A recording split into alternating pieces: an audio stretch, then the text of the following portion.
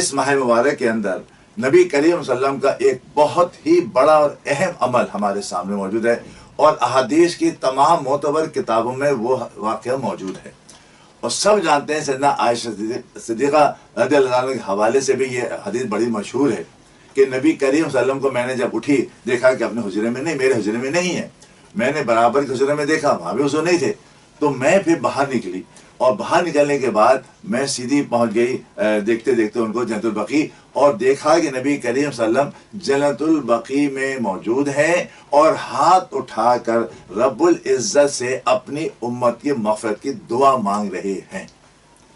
سیدنا عائشہ قریب آ کھڑی ہوئی، جب قریب آ گئی پوچھا کون؟ فرمایا عائشہ۔